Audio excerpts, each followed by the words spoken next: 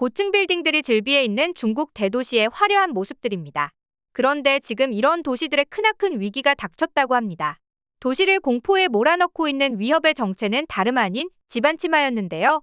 말 그대로 중국 주요 도시들이 물속으로 점점 가라앉고 있다는 말입니다.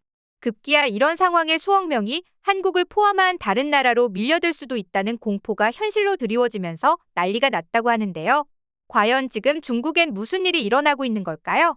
헬게이트가 열려버린 중국 상황, 자세히 알아보도록 하겠습니다. 올해 4월 중국 텐진 등 주요 도시들이 급속한 지반치마로 가라앉고 있다는 연구 결과가 발표돼 발칵 뒤집혔습니다. 이 놀라운 소식은 국제학술지 사이언스를 통해 세간에 전해졌는데요. 버지니아 공과대학 연구팀이 중국의 82개 도시를 분석한 결과 중국 도시의 무려 45%에서 지반치마가 발생하고 있는 것으로 나타났습니다. 그리고 이런 땅에 살고 있는 사람은 무려 2억 7천만 명에 이르는 것으로 알려져 더욱 충격을 주었죠. 연구팀은 중국 지반 치마의 주요 원인으로 과도한 지하수 추출과 고층 건물 난립, 도시 교통 시스템의 반복 하중 등을 꼽았는데요. 즉 쉽게 말해 가뜩이나 고층 빌딩 건설로 무거워진 땅의 지하수까지 무분별하게 뽑아 쓰다 보니 도시 전체가 서서히 가라앉고 있다는 겁니다. 그런데 문제는 이런 도시들이 중국 경제의 중요한 부분을 차지하는 핵심 도시라는 데 있었는데요. 수도 베이징뿐 아니라 텐진이나 상하이, 광저우 등 해안 대도시가 주로 피해를 보고 있는데 심지어 지난해 5월 텐진에서는 한 아파트 단지에서 땅이 꺼지고 아파트가 기울어져 주민이 대피하는 소동이 발생하기도 했죠. 더욱 공포스러운 점은 지금 중국에 드리워진 위기가 비단 이뿐만이 아니라는 사실입니다. 중국은 지금 경제 침체 위기가 심각한데요. 예전에 중국하면 모두가 고도 성장의 대명사로 여겨왔지만 이제 중국을 상징하는 키워드는 위기에 빠진 나라, 부자가 되기 전에 먼저 늙어버릴 나라 같은 수식들이 대체하고 있죠. 이는 미국과의 대결 구도가 격화되면서 중국이 오히려 위기에 빠졌기 때문인데요. 외국 기업은 중국 내에서 공장 등을 철수하고 있고 외국인 투자자는 현지 증시에서 발을 빼고 있습니다. 이에 많은 중국인들이 일자리를 잃었고 경제는 큰 침체에 빠졌죠. 게다가 내수시장 악화와 주식시장 부진도 심각한데요. 경제적 이유 말고도 억압적인 사회 분위기까지 드리워졌습니다. 시 주석 집권 3기에 접어들며 중국 내통제가 지나치게 강화되자 자국민들도 견디지 못하는 상황이 와버렸는데요. 아까 중국 내닥친 일련의 위기들이 공포스럽다라고 표현한 것도 바로 이런 상황으로 인해 지금 중국인들의 세계 각국으로의 대탈출이 가시화되고 있기 때문입니다. 실제로 지난해부터 중국인들이 미국으로 밀입국하려다 적발됐다는 뉴스들이 심심찮게 들려오고 있는데요. 그 수가 얼마나 많냐 하면 2023년 불법 이민으로 체포된 중국인은 무려 37,439명으로 집계됐습니다. 2022년 대비 10배가량 많고 2021년에 53배에 달하는 어마어마한 증가폭이었죠.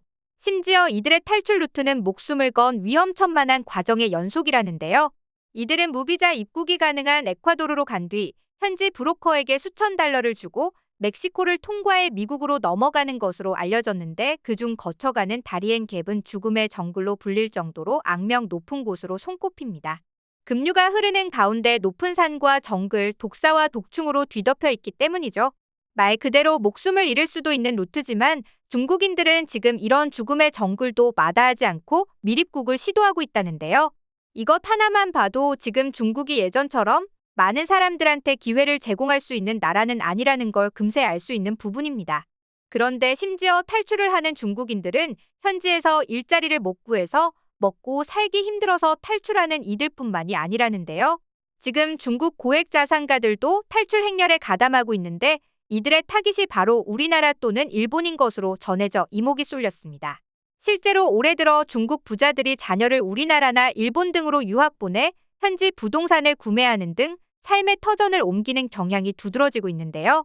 일례로 고층 건물이 즐비한 도쿄만 인근 건물에는 중국인이 4분의 1 이상 거주 중인 것으로 알려졌습니다. 그런데 일본의 경우 엔화 약세로 부동산 가격이 저렴하고 일본어는 부분적으로 한자를 쓰는 만큼 상대적으로 더 쉽게 적응할 수 있기에 그렇다 쳐도 한국이 일본보다 더 선호된다는 점은 놀랍기만 한데요. 그 이유는 중국이 역사적으로 일본에 악감정이 있기 때문도 있고 한국 영화, 드라마를 통해 워낙에 친숙하게 알고 있기 때문에 내적 친밀감이 높다는 것도 한몫하고 있다고 합니다. 실제로 투자이민 컨설팅 업체 헨리 앤 파트너스가 지난해 6월 발표한 보고서에 따르면 중국의 고액 자산가 13,500명이 이민을 행했는데 이 중 한국이 압도적 1위였는데요. 이런 상황 속에서 중국 유명 동영상 플랫폼 식과스핀에 왜 그토록 많은 중국인들이 한국으로의 이민을 택하냐는 영상이 올라와 화제가 되었는데 아래는 그 내용을 소개해드리겠습니다.